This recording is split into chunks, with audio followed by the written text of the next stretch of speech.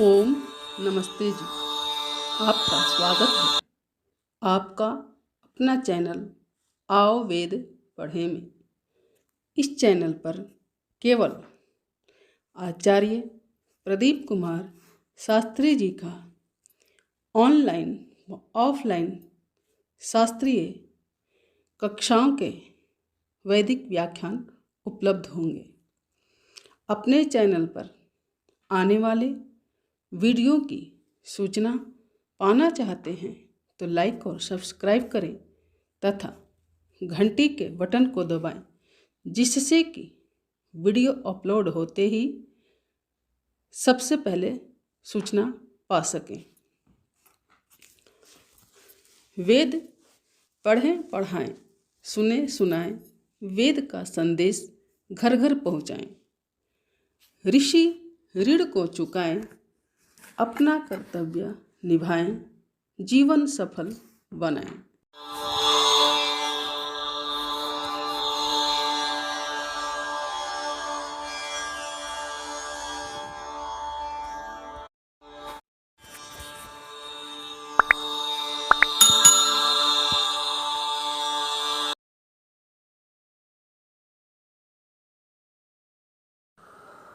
ॐ सहना भवतु सहनो भुनक्तु सह वीर्यं करवावहै तेजस्विनावधीतमस्तु मा विद्विषावहै। ॐ शान्ति शान्ति शान्तिः।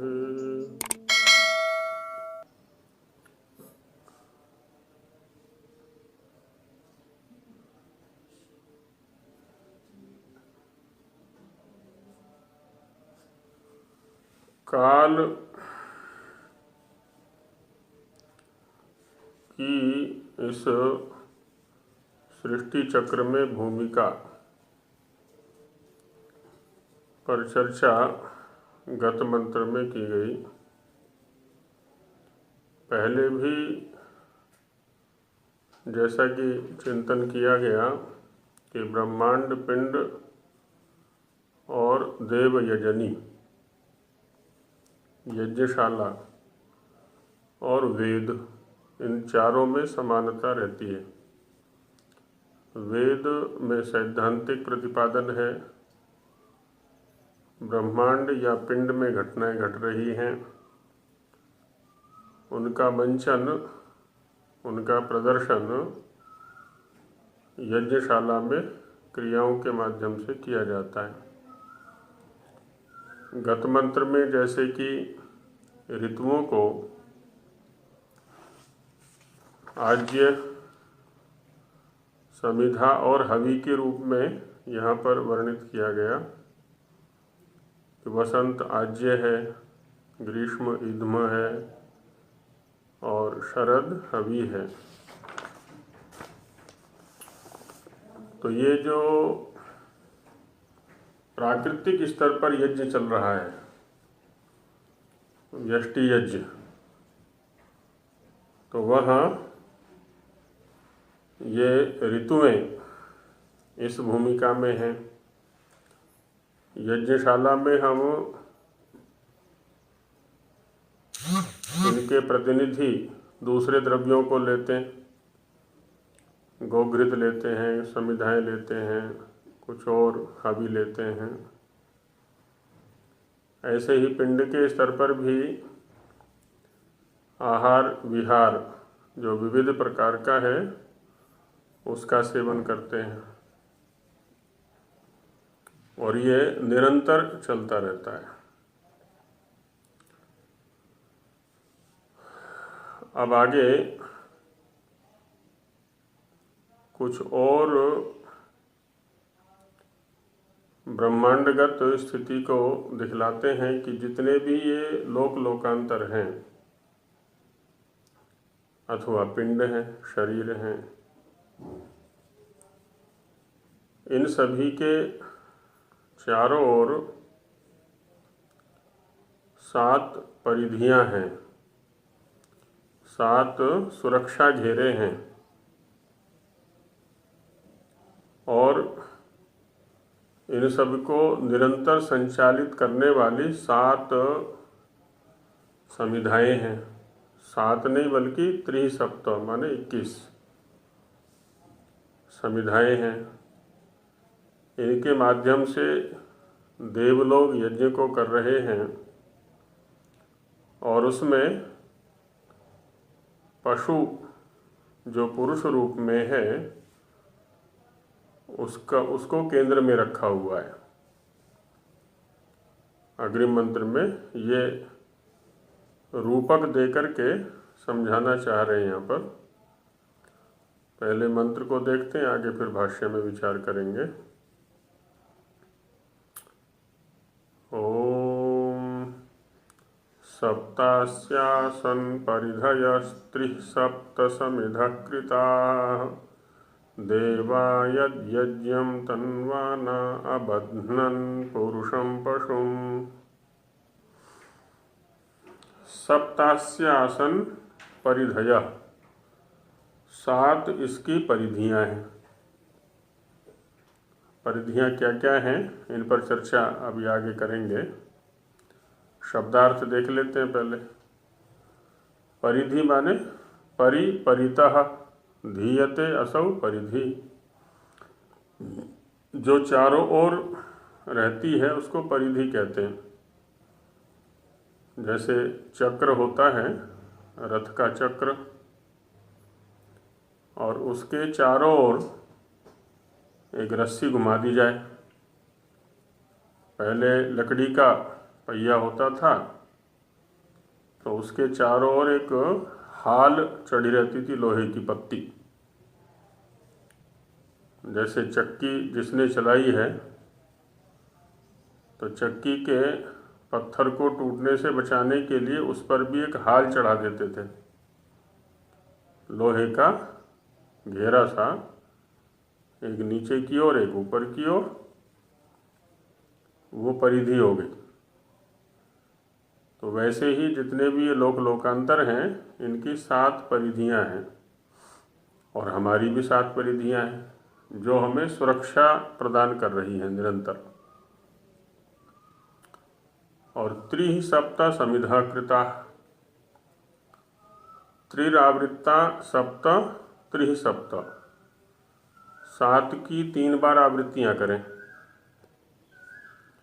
तो 7 7 7, इनका योग कर दें तो 21 हो जाएंगे, है ना। 7 तिया 21, त्रिरावृत्ता सप्त त्रिसप्त,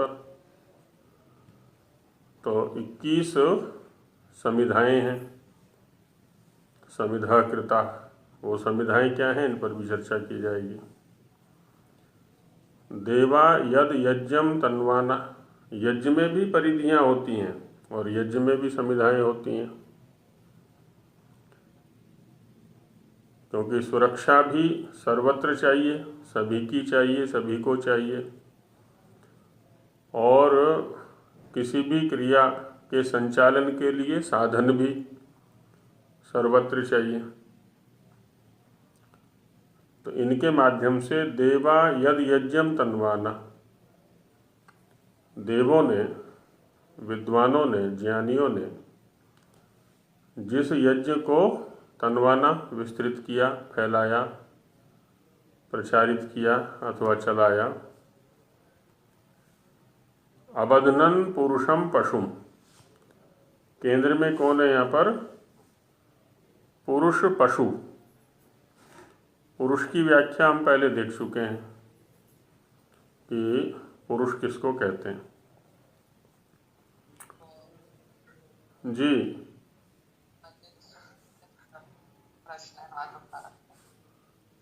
जी बहन जी,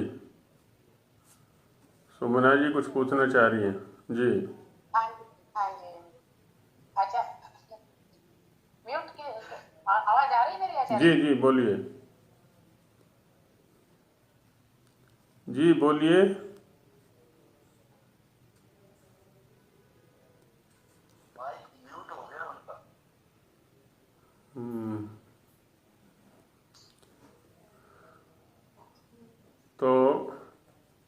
हाँ जी, सुमना जी, कुछ पूछना है या आगे चलें?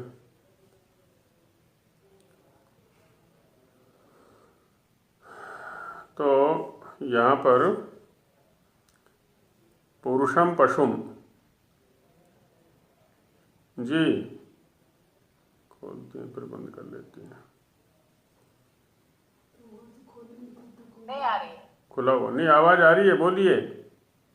हाँ आचार्य जी, मुझको कल के पाठ के विषय में थोड़ा पूछना था। जी तो वो बोलिए। फिर अंत में पूछते हैं। अच्छा अच्छा, ठीक है, कोई नहीं। अच्छा। तो पुरुषम पशुम, पुरुष शब्द के ऊपर पर्याप्त चर्चा पीछे करके आए। पशु शब्द हमारे सामने आते ही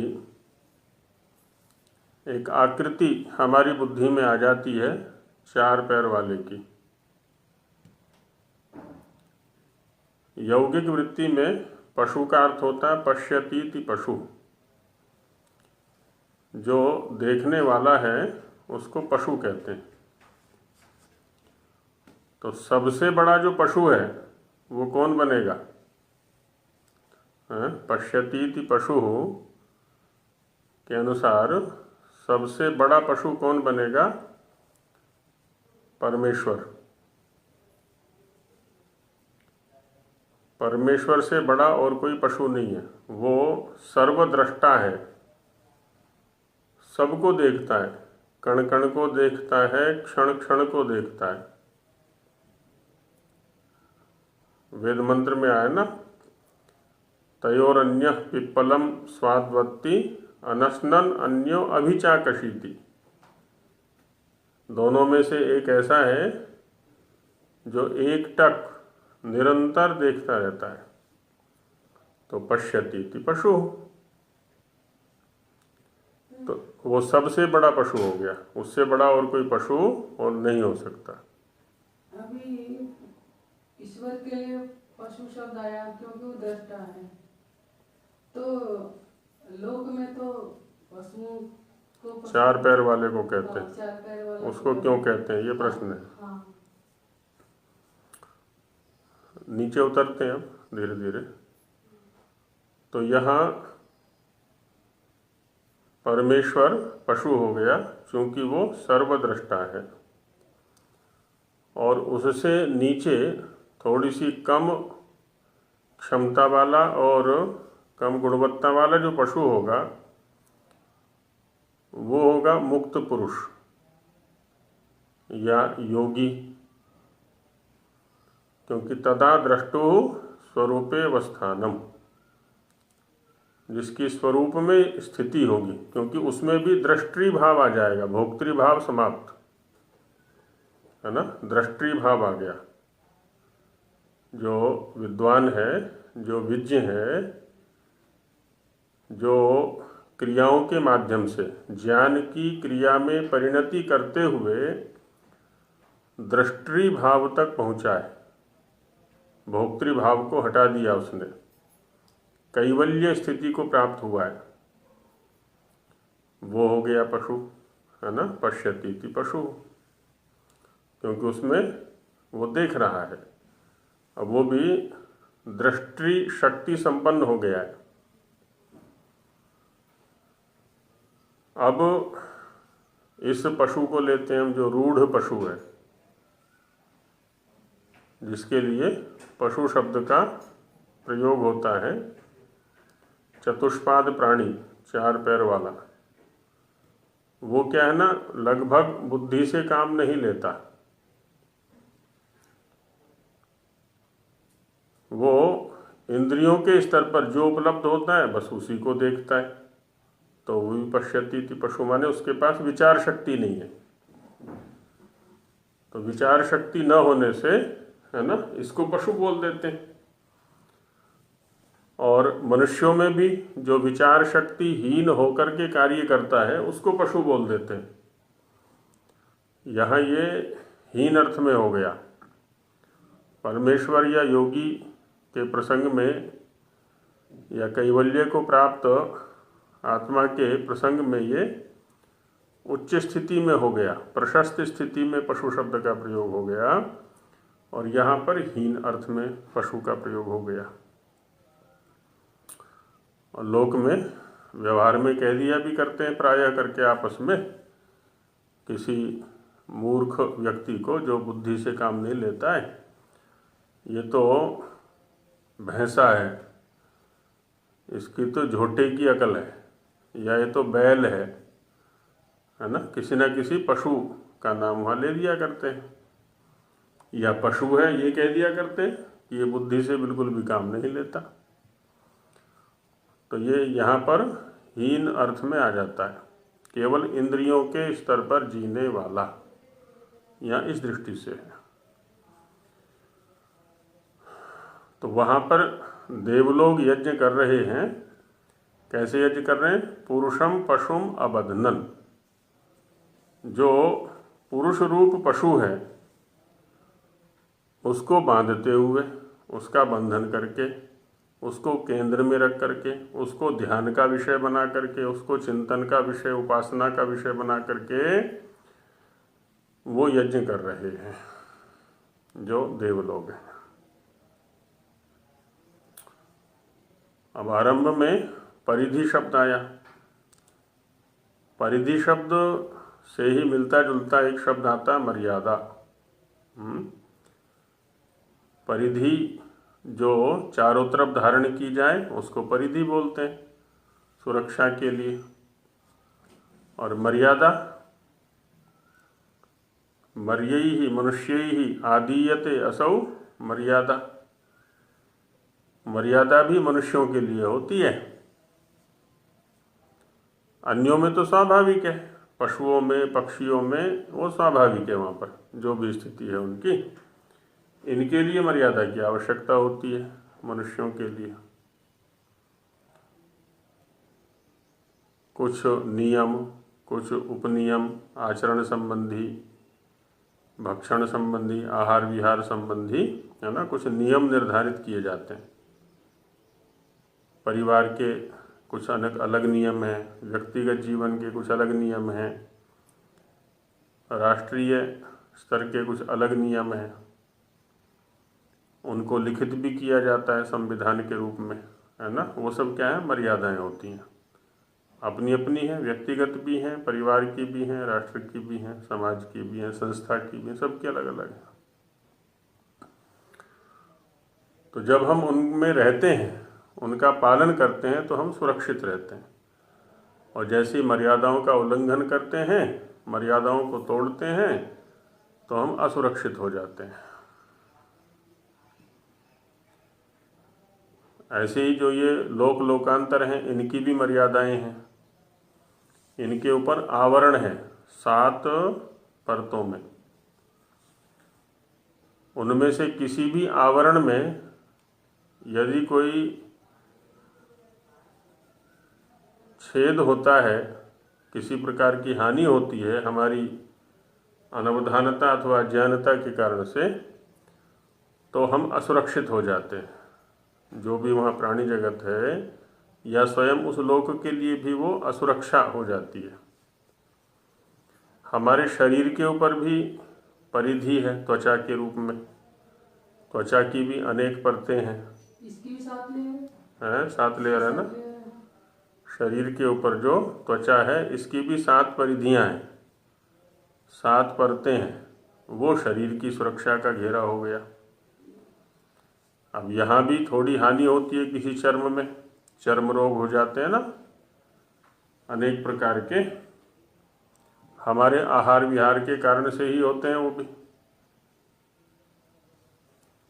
तो वो भी हानिकर हो जाते हैं हमारे लिए। तो हमें ध्यान क्या रखना है? क्योंकि हम ही ध्यान रख सकते हैं, हम माने जो मनुष्य शरीरधारी हैं।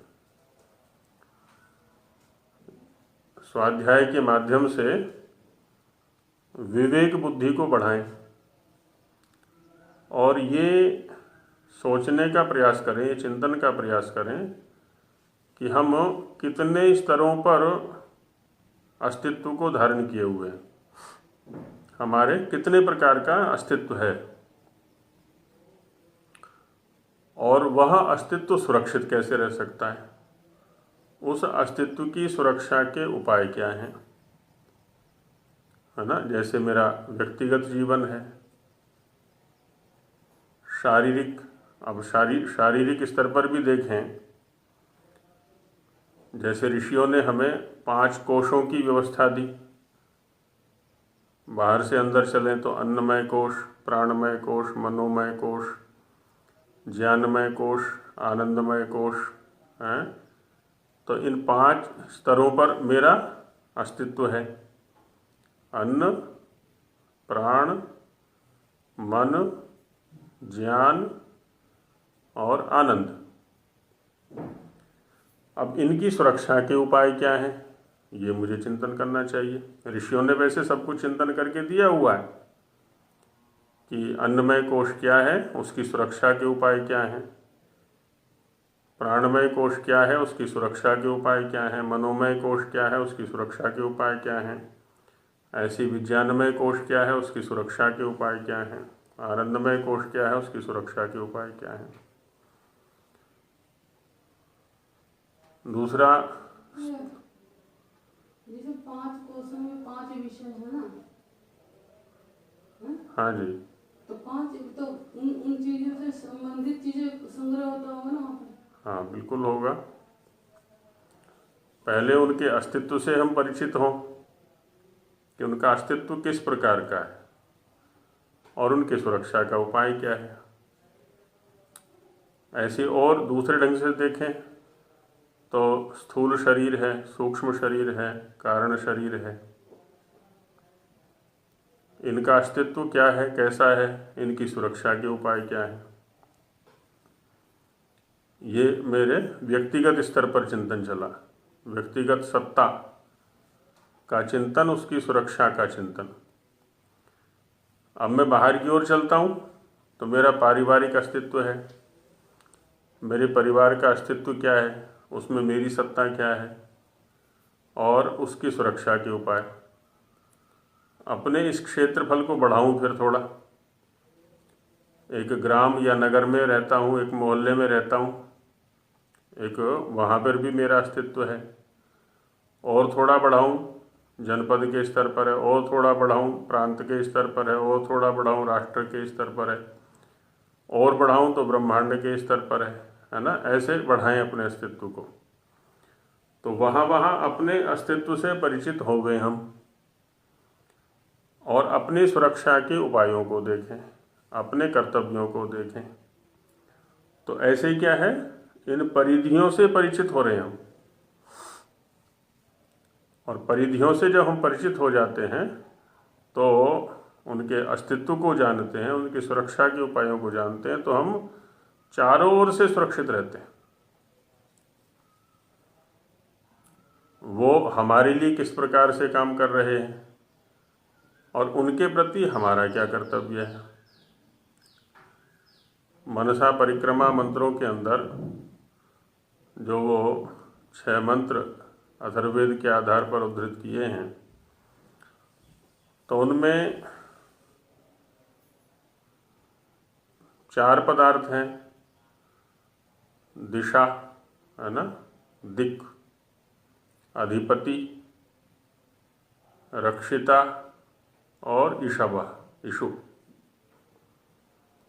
अब रक्षा के साधनों में भी 2 प्रकार है वहाँ पर। एक 3 मंत्रों में साक्षात ईश्वर है, ईश्वर के ही किसी न किसी गुण का, असितः आदि का उल्लेख किया है। और 3 मंत्रों में ईश्वर के द्वारा रचित जो पदार्थ हैं वो है रक्षिता, रक्षा करने वाले, रक्षा के साधन। ऐसे ईशु है वहाँ पर, ईशु भी रक्षा के साधन है। वो देखने कि किस प्रकार से हमारी रक्षा के साधन बनते हैं और हमारा उनके प्रति क्या कर्तव्य। क्योंकि साधन यदि सुरक्षित नहीं होगा तो हमारी यात्रा भी सफल नहीं हो सकती। साधन का उपयोग करना भी हमें आना चाहिए और साधन को सुरक्षित रखना भी हमें आना चाहिए। यदि उसकी सुरक्षा हम नहीं कर पाएंगे, उसका सदुपयोग हम नहीं कर पाएंगे, तो हमारी यात्रा कथमपि सफल नहीं हो सकती।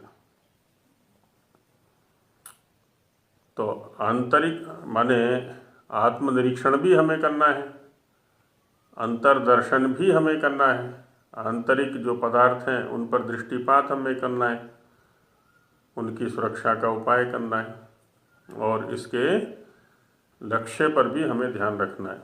ये साधन हैं, साधन क्यों मिले हैं, किस लिए मिले हैं, हम उनका सदुपयोग कर रहे हैं कि दुरुपयोग कर रहे हैं, आदि आदि सब पर हमारी दृष्टि रहनी चाहिए। स्वामी जी महाराज के अनुसार इसका चिंतन करते हैं। भाष्यम सप्तास्य आसन इत्यादि अस्य ब्रह्मांडस्य, प्रकरण चूंकि सृष्टि का चल रहा है इसलिए ब्रह्मांड को लेते हैं। सप्त परिधयः सन्ति, इस ब्रह्मांड की 7 परिधियां हैं।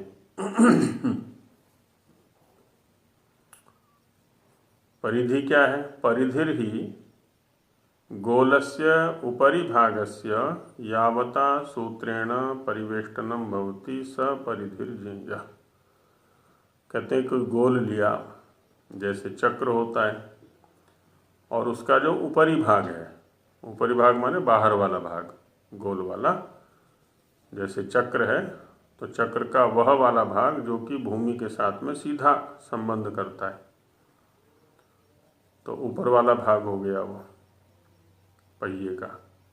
तो ऊपरी भागस्य यावता सूत्रेण, जितने सूत्र के द्वारा, है ना, एक धागा लिया, एक रस्सी ली और उस चक्र के चारों तरफ लपेट दिया उसको,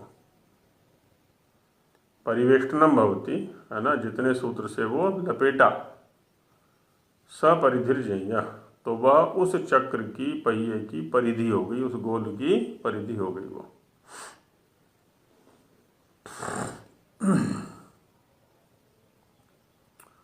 अस्य ब्रह्मांडस्य, उसी प्रकार से इस ब्रह्मांड की भी, और ब्रह्मांडांतर्गत लोकानाम वा, है ना। अब देखिए 2 शब्दों का प्रयोग किया महाराज ने यहाँ पर।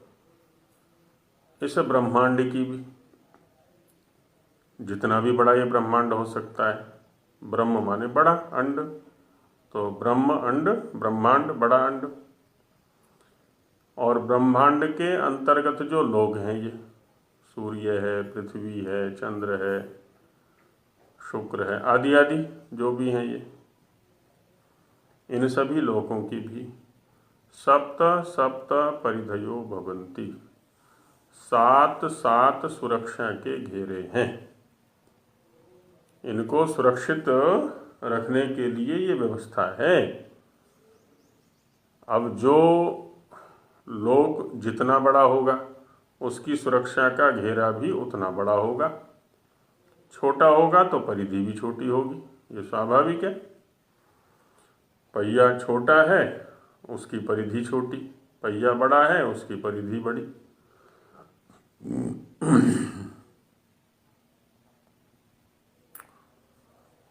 अब देखिए जैसे पृथ्वी है हमारी, ये है ना, इसी से समझने का प्रयास करते हैं।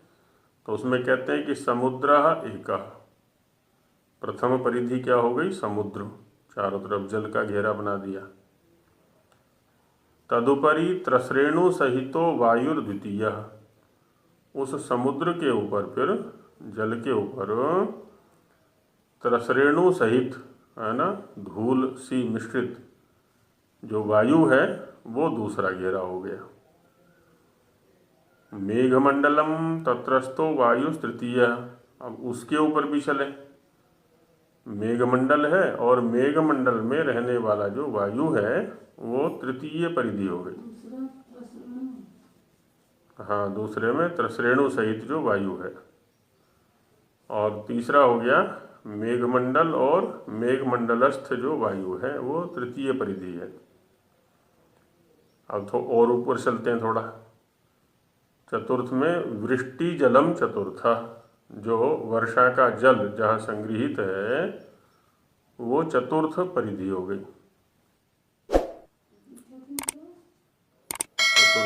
वृष्टि जल। तदुपरि वायु पंचमः, वृष्टि जल के ऊपर भी एक वायु लोक है, वो 5वीं परिधि हो गई। वायु भी अनेक प्रकार के हैं, जैसे शरीर के अंदर है वैसे बाहर भी हैं। तो ये वायुमंडल हो गया ऊपर वाला, है ना। मंडल शब्द का भी प्रयोग कर देते हैं हम परिधि के लिए। तद उपरि वायु, उसके ऊपर वाला वायु। अच्छा, अब उसके और ऊपर चलते हैं। अत्यंत सूक्ष्मो धनंजय षष्ठः, है ना। अत्यंत सूक्ष्म वायु है जो कि धनंजय नाम वाला है, वो 6ठी परिधि हो गई। सूत्रात्मा सर्वत्र व्याप्त सप्तमश्च, जो सभी मणियों के मध्य में पिरा हुआ है, तो वह सूत्र ही सारे मणियों को धारण किए हुए। ठीक ऐसे ही इन लोक लोकांतरों को धारण करने वाला भी एक सूत्रात्मा वायु है ना, जो सभी को थामे हुए है। सूत्रात्मा सर्वत्र व्याप्त, है ना, उसका संबंध सभी लोक लोकांतरों के साथ है। तो ये 7वां परिधि हो गया। एवं एकैकस्योपरि सप्त सप्त आवरणानि स्थितानि सन्ति। एवं इस प्रकार से एकैकस्य ऊपरी, एक एक लोक लोकांतर ब्रह्मांड, और यही स्थिति इस पिंड की भी है, शरीर की भी यही स्थिति है। 7 7 आवरण है ना, एक एक के ऊपर 7 7 आवरण है। समुद्र पर भी 7 आवरण, पिंड या ब्रह्मांड या लोक लोकांतर के ऊपर स्थित है। तस्मात्ते परिधयो विज्ञेय, है ना, इसीलिए उनको परिधि कहा हुआ है, उनको परिधि जाने। ये बाह्य आवरण हो गए। अब अंदर चलते हैं। 3 समिधा कृता, 3 आवृत्ति वाले, 7 7 अर्थात 21 समिधाएं हैं। 21 पदार्था सामग्र्यस्य च अस्ति। कहते हैं 21, 1 और 20, 20 माने 20 और 1, तो 1 और 20 21 हो गया। तो 21 पदार्थ सामग्र्यस्य, सामग्री अस्य च अस्ति। तो इस की सामग्री में 21 पदार्थ हैं। अब 21 पदार्थ क्या क्या हैं उनको दिखाते हैं। प्रकृति, महत्, बुद्ध्याद्यंतःकरणम, है ना, प्रकृति हो गई। फिर उसके बाद महत् है, और जो संवरण का साधन है, जो ढकने का साधन है, उसको त्वक या त्वचा बोलते हैं। त्वच संवरणे से बनता है। ढक्कन कह लें, आवरण कह लें, ऊपर की चादर कह लें, है ना, या परिधि कह लें।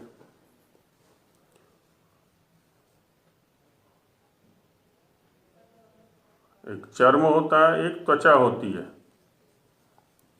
चर्म उच्छ्रितम भवति, तो चर्म उसको कहते हैं जो जिसको शरीर से अलग कर दिया है, उखाड़ दिया है, जिसके जूता चप्पल आदि बना लेते हैं।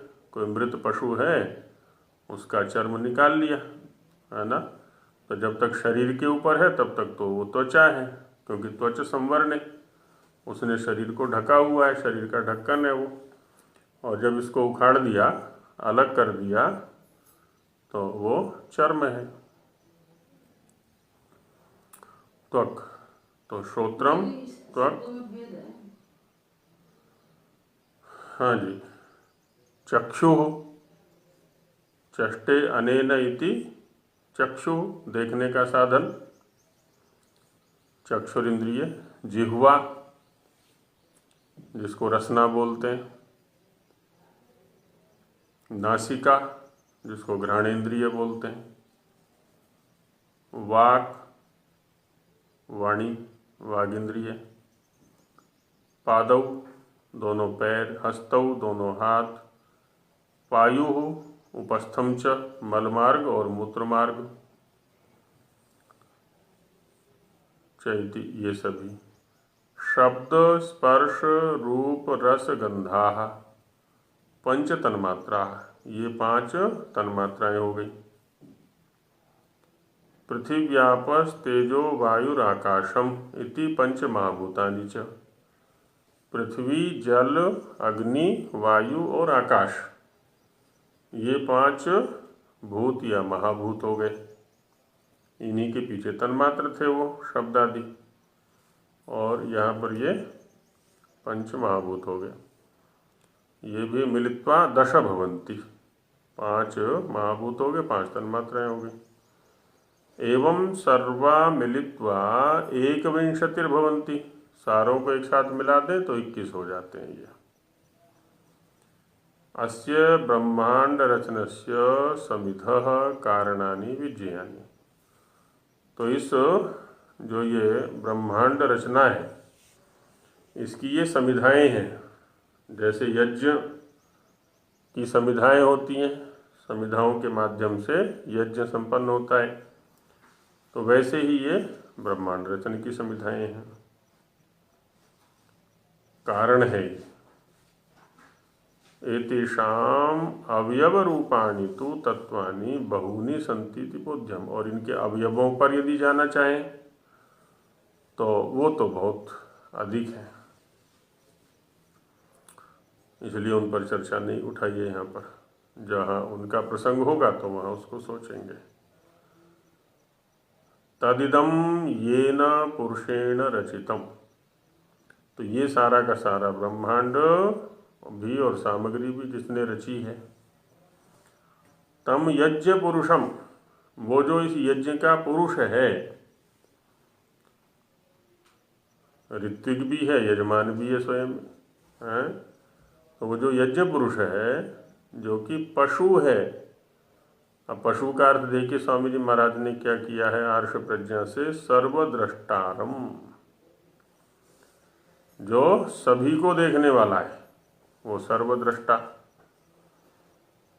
सर्वैहि पूजनीयम, सभी के द्वारा जो कि पूजनीय है। अब दृशिर प्रेक्षणे, सभी के लिए देखने योग्य भी वही है और सभी को देखने वाला भी वही है। तो दोनों ही दृष्टियों से हम परमेश्वर के लिए पशु शब्द का प्रयोग कर सकते हैं। दृश्यते असौ पशु, जो सभी के लिए देखने योग्य है, क्योंकि जो कुछ भी इन चर्म चक्षुओं से या स्थूल इंद्रियों से दिखाई पड़ रहा है, ये सब भी उसी को देखने का साधन है। इसके माध्यम से हम उसी को देखने का अभ्यास करें। और सर्वद्रष्टा है वो है, तो दोनों ही दृष्टियों से हम उसको पशु कह सकते हैं। सभी के द्वारा दर्शनीय है, एकमात्र वही उपासनीय है, पूजनीय है और सभी को देखने वाला है वो। तो उसी को देवाहा विद्वांसः, देव माने विद्वान लोग, ज्ञानी लोग, सत्य विद्या संपन्न लोग क्या करते हैं, अबधनन अर्थात ध्यानेन बधनन्ति, उस पर ध्यान केंद्रित करते हैं, अपने चिंतन का विषय उसी को बनाते हैं। स्वामी जी महाराज जब धारणा का व्याख्यान कर रहे हैं योग के प्रसंग में, धारणा कहाँ की जाए, तो अलग अलग स्थानों पर लोग बताया करते हैं। कोई नासिकाग्र में कराता है, कोई भ्रू मध्य में कराता है, कोई हृदय पर कराता है ना, अलग अलग स्थानों पर कराते हैं। योग दर्शन में भी भाष्य में कुछ स्थानों की चर्चा है, तो स्वामी जी कहते हैं कि ईश्वर पर करें, क्योंकि अंतिम जो साध्य है वो तो वही है। तो ईश्वर को ही धारणा का विषय बनाएं, ध्यान का विषय बनाए, समाधि का विषय बनाए, है ना। तो ध्यानेन बध्नन्ति, ध्यान के द्वारा उसी को बांधते हैं। अब यहाँ ईश्वर का बंधन कैसा है, इसको हम यदि समझना चाहें थोड़ा भौतिक उदाहरण के द्वारा, हम क्या करते हैं, एक लेंस लेते हैं और उसके माध्यम से सूर्य की किरणों को एकत्रित करते हैं। सूर्य की किरणें जो फैल कर पड़ रही थीं, वो लेंस के माध्यम से क्या हुआ, एकत्रित होकर के किसी एक बिंदु पर इकट्ठी हो जाती हैं और उनमें इतनी अधिक शक्ति होती है ना। इसके माध्यम से शक्ति तो उनकी अपनी है, स्वाभाविक ही है वो, लेकिन उसका जो प्रकटीकरण हुआ है कब, जब लेंस के माध्यम से उन किरणों को एकत्रित कर दिया, एक बिंदु पर एकत्रित कर दिया हमने, तो क्या हुआ, वो जला देता है लकड़ी को, सूखे गोबर को, कागज को, इनमें आग लगा देता है। शक्ति वही है पहले वाली, ऐसा नहीं कि शक्ति उत्पन्न कर दी है, केवल उसको केंद्रित कर दिया गया है। यही स्थिति हमारे साथ है, हमारी जो शक्ति है वो बिखरी पड़ी है। तो योग की क्रियाओं के माध्यम से, योग की क्रिया माने जो कुछ हम स्वाध्याय कर रहे हैं, आर्ष ग्रंथों का अध्ययन कर रहे हैं, जब हम उसकी कर्म में परिणति करते हैं, क्रिया में परिणति करते हैं, तो हमारी जो चित्त वृत्तियाँ इधर उधर फैली हुई हैं, विषयों में विक्षिप्त हैं, वो धीरे धीरे धीरे धीरे केंद्रित होनी चालू हो जाती हैं। तो एकाग्र स्थिति को प्राप्त होते हैं, तब हमें हमारी शक्ति का आभास होता है और बाद में फिर निरुद्ध स्थिति में ले जाना होता है उसको। तो ईश्वर की जो सत्ता है वो तो वैसी ही है, उसको तो हम कैसे बांध सकते हैं। हमने ईश्वर को केंद्रित करके अपनी जो चिंतन शक्ति बिखरी हुई थी, है ना, उसको एकत्रित कर दिया है, ईश्वर पर संग्रहित कर दिया उसको। तम विहाय ईश्वरत्वेन कस्यापि ध्यानम नैव बध्नन्ति, उस ईश्वर को छोड़कर, उस ईश्वर के अतिरिक्त अन्य किसी भी चेतन सत्ता या जड़ सत्ता का ईश्वर के रूप में, है ना, ध्यान का विषय नहीं बनाते, किसी अन्य को ध्यान का विषय नहीं बनाते। ध्यान का जो विषय है वो केवल एकमात्र ईश्वर ही बनता है। इन विषयों का चिंतन इस मंत्र के माध्यम से यहाँ पर संस्कृत भाग में किया गया। जी कर लें, थोड़ा समय रह गया। हाँ जी आचार्य जी। जी कल वाले पाठ में है ना, 13वें मंत्र में जी जो ये आया था कि उसने श्रोत्र रूप सामर्थ्य से दिशाओं को उत्पन्न किया है, ये थोड़ा स्पष्ट नहीं हुआ। श्रोत्र रूप सामर्थ्य से दिशाएं कैसे उत्पन्न हुई, ये नहीं समझ में आया।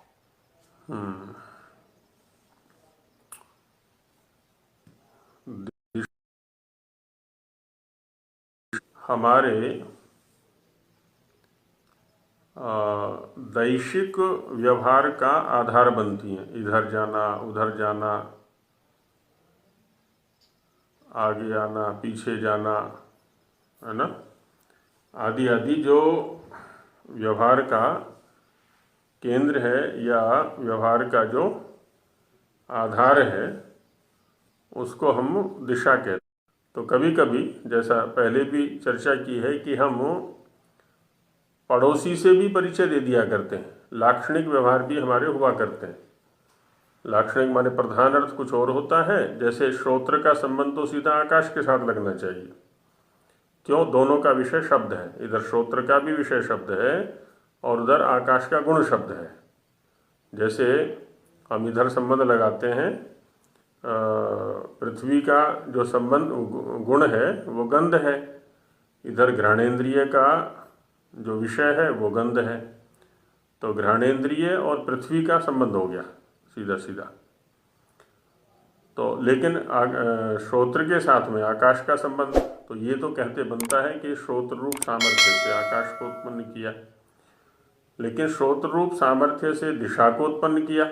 अब यहाँ परंपरा संबंध लगा सकते हैं हम, इसको लाक्षणिक संबंध, कि आकाशगत जो दिशा का व्यवहार होता है, क्योंकि दोनों ही विभु हैं, बिना आकाश के हम दिशा का व्यवहार भी नहीं कर सकते। जो पौर्वा पर यह बनता है, इधर उधर का जो व्यवहार बनता है वो दिशा के माध्यम से बनता है, और इसका है ना सीधा संबंध ना हो करके परंपरा संबंध हम यहाँ पर कह सकते हैं कि श्रोत्र रूप सामर्थ्य से इनको दिशाओं को उत्पन्न किया, ऐसा। नमस्ते जी जी बहन। कभी कभी हम लोग ये भी कहते हैं कि आज पूर्वार्ध की हवा चल रही है, आज पश्चिमी हवा चल रही है, आज दक्षिणार्ध की हवा चल रही है। हाँ, तो ये भी तो दिशाओं का ही व्यवहार हो गया ना।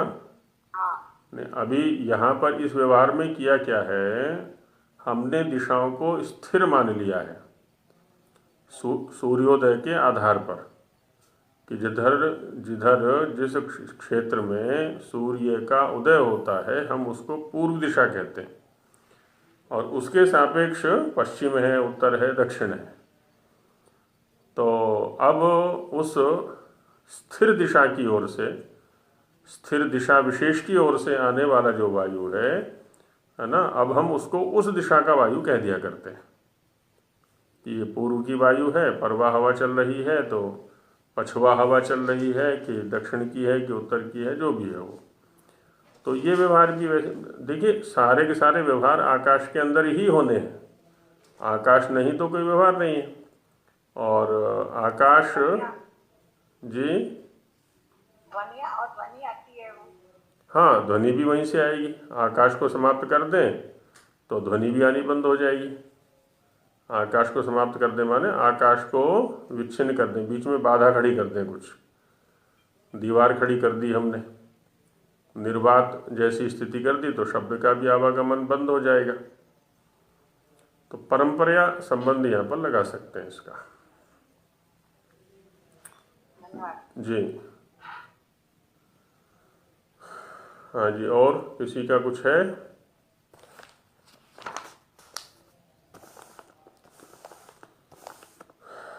तो इन परिधियों का भी हमें ध्यान रखना है, संविधाओं का भी। हमारे साथ समस्या क्या होती है, हम बहुत ही स्थूल जीवी होते हैं, स्थूलाभ्यासी होते हैं, और स्थूल के स्तर पर ही जीने का अभ्यास हमारा होता है। स्थूल जो साधन है वही दिखाई पड़ते हैं, स्थूल जो सुरक्षाएं हैं वो दिखाई पड़ती हैं, लेकिन उस स्थूल का जो आधार सूक्ष्म तत्व है उधर ध्यान नहीं जाता, इसलिए गड़बड़ कर बैठते हैं। परिणामतः दुख के भागी बनते हैं। फिर अब एक व्यक्ति है कि वो शरीर के सौंदर्य को बढ़ाने में लगा रहता है, चाहे वो पुरुष है, चाहे स्त्री है, महिला है, कोई भी है, आंतरिक सौंदर्य की तरफ उसका ध्यान ही नहीं जाता। क्यों? क्योंकि शरीर के बाह्य सौंदर्य पर उसकी दृष्टि लगी रहती है, और इस शरीर के बाह्य सौंदर्य को भी जो बाह्य जगत है उसमें प्रकट करने में लगा रहता है। तो बाह्य वृत्तियां ही सर्वथा बनी रहती हैं उसकी। लोग मुझे सुंदर कहें, लोगों की दृष्टि में सुंदर दिखूं, मैं माने शरीर, आंतरिक सौंदर्य से कोई लेना देना नहीं है। और जिस दिन उसकी दृष्टि आंतरिक सौंदर्य की ओर घूम जाती है तो बाह्य सौंदर्य तो बना रहेगा, उसका कुछ नहीं बिगड़ने वाला है, बल्कि उसमें और गुणवत्ता बढ़ेगी, क्योंकि अब उसके पास चारित्रिक या संस्कार संबंधी जो सौंदर्य है वो भी आ चुका है। तो ऋषियों का जो लक्ष्य है ना, दर्शन है, वो दोनों ओर है। परिधियों पर भी ध्यान रखना है हमें और संविधाओं पर भी ध्यान रखना है।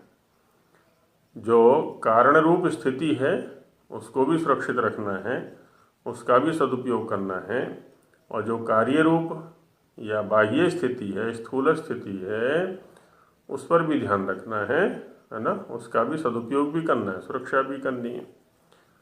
तो समिधाएं और परिधि, है ना, दोनों पर ही ध्यान रखें, तभी हम क्या करेंगे, दैव यज्ञ को संपन्न करने वाले बनेंगे। और उस परम पुरुष या जो परम पशु है वो हमारे केंद्र का विषय बनेगा, तभी हम इसमें सफल हो पाएंगे। तो उसको केंद्रीय विषय बनाएं, है ना। ये चिंतन मुख्य रूप से यहाँ किया गया। कल इसके हिंदी भाग पर चर्चा करेंगे। संविधा और परिधि दोनों अलग अलग चीजें। हाँ, परिधि जो बाह्य सुरक्षा की वस्तु है, हाँ, समिधा कारण रूप कह सकते हैं। समिधा कहते हैं समिध्यते असौ समित या समिधा, जिसमें समिंधन की, सम्यक ईंधन माने दीप्ति, प्रकाशित होने की योग्यता है। जिसमें प्रकाशित होने की योग्यता है तो उसको क्या कहते हैं, समिधा या समित उसको कहा जाता है, उसको समिधा। तो माने कुछ को प्रकाशित, स्वयं को प्रकाशित करके दूसरों को प्रकाशित करने की क्षमता जिसके पास है। तो कारण रूप जो द्रव्य होता है उसका प्रयोग यही है, स्वयं को समर्पित करता है वो, तो उससे एक नया द्रव्य सामने आ जाता है कार्य रूप में। प्रत्येक कारण द्रव्य के साथ में ये स्थिति होती है। और कारण द्रव्य जब तक अपने आप को समर्पित ना करे तब तक कार्य द्रव्य की संरचना सामने नहीं आया करती। तो यहाँ पर ये समिधा भी है। अब समिधा में जो अग्नि है, दीप्त होने की जो क्षमता है वो अप्रकट दशा में है। बाह्य अग्नि के, प्रकट अग्नि के संपर्क में जैसे ही आता है वो, तो अंतर का छिपा हुआ जो अग्नि है वो भी प्रकट हो जाता है उसका। तो इसको कहते हैं समिधा। चलिए, ओम सहना भवतु सहनौ भुनक्तु सह वीर्यं करवावहै तेजस्विनावधीतमस्तु मा विद्विषावहै। ओम शांति शांति शांति। नमस्ते जी, सभी को नमस्ते जी।